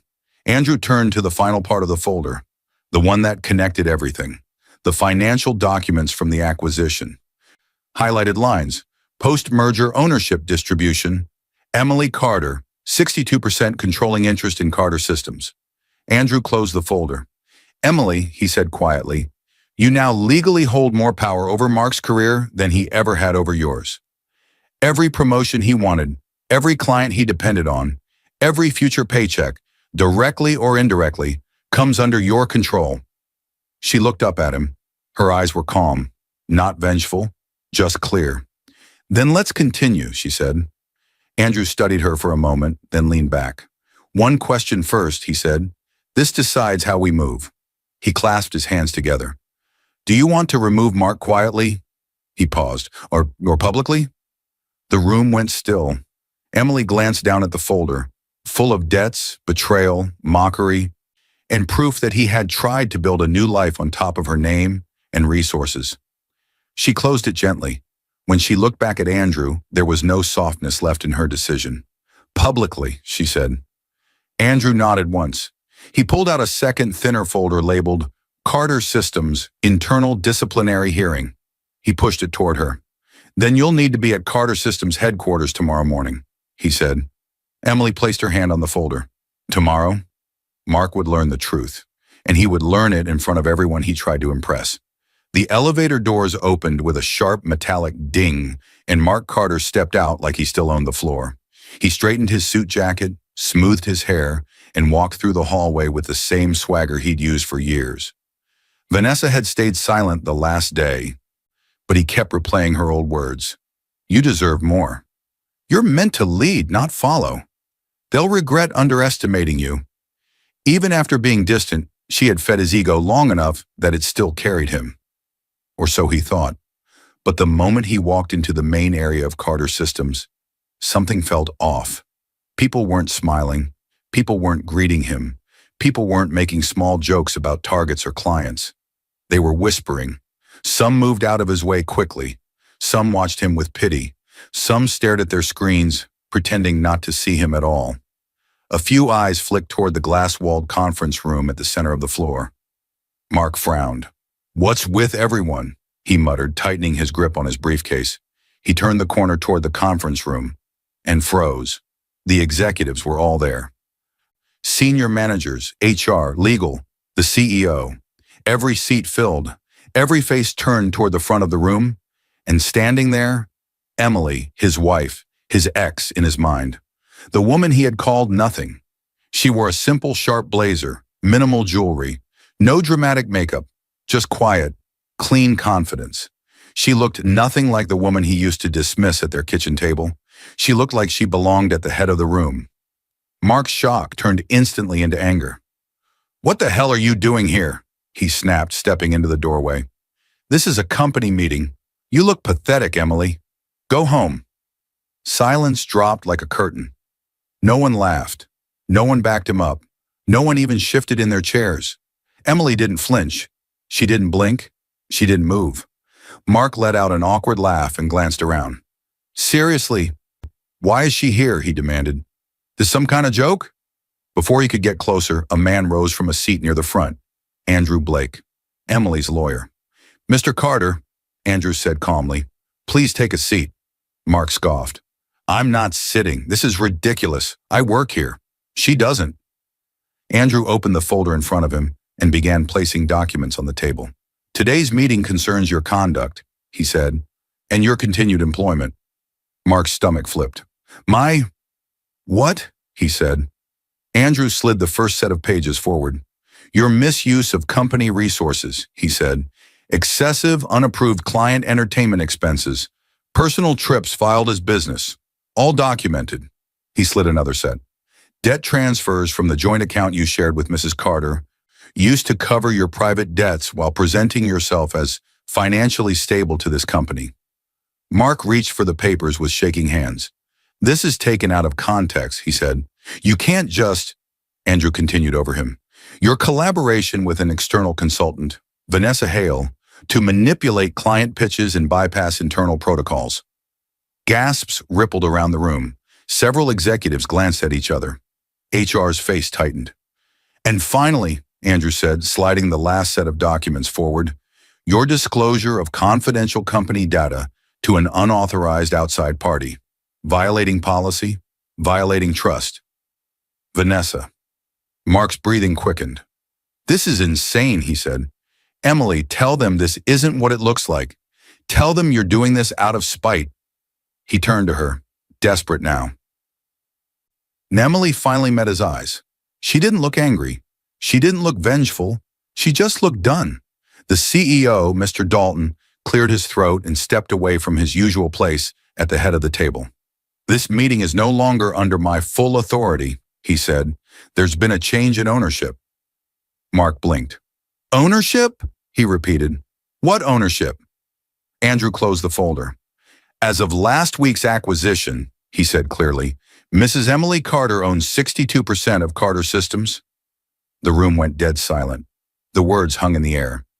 She owns the company. Mark felt the ground drop out from under him.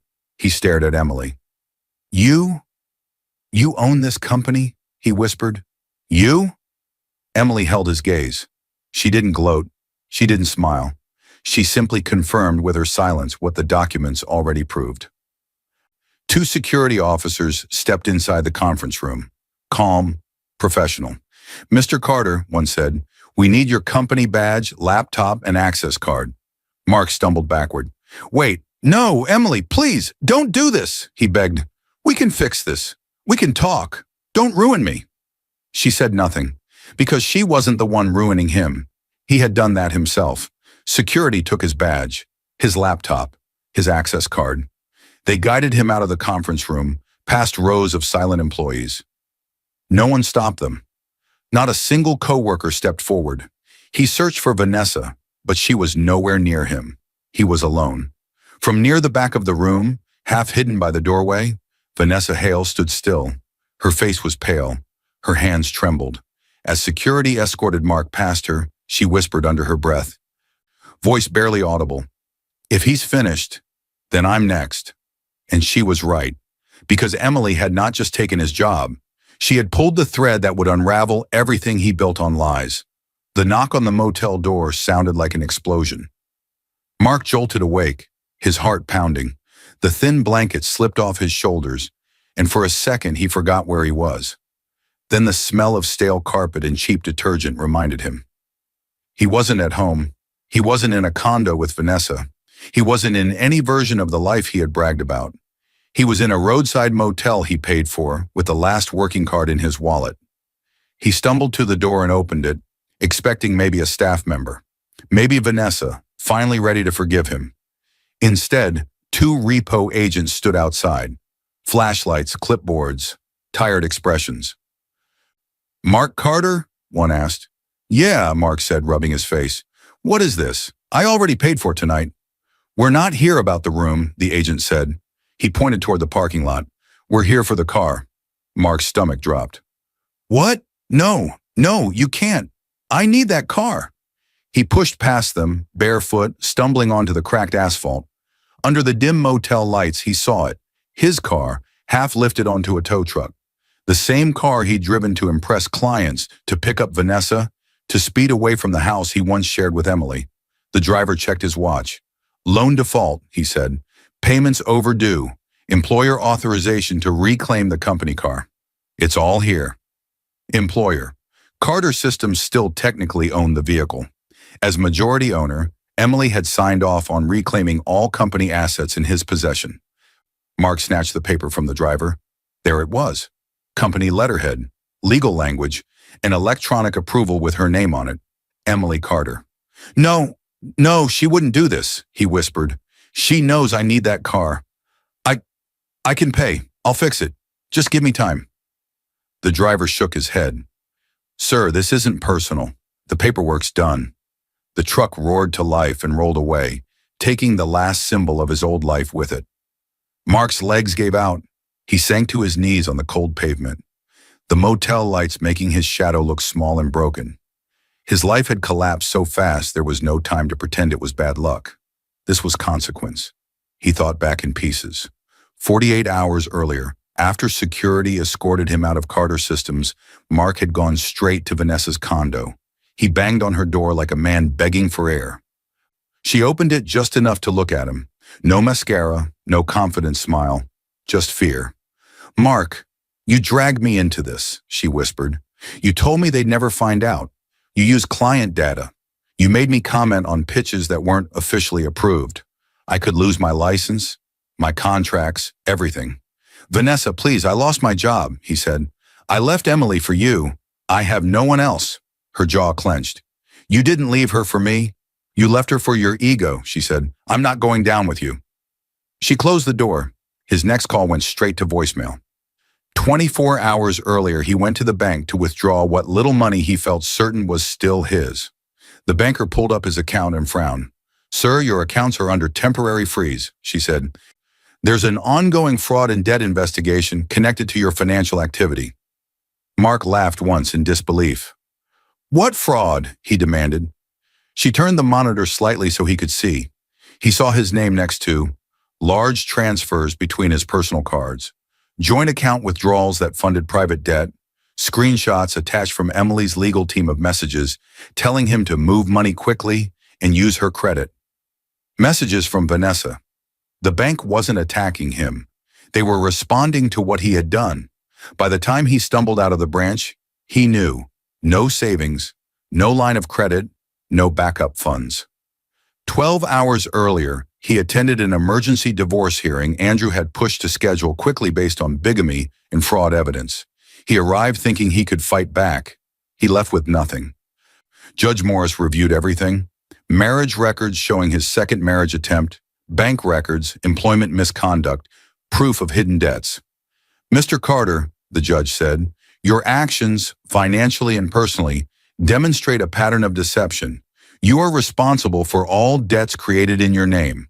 Mrs. Carter retains all business-related assets and is absolved of liability. Mark felt the words hit harder than any punch. He tried to look at Emily. She didn't gloat. She didn't cry. She just sat there calm as the judge confirmed what she already knew.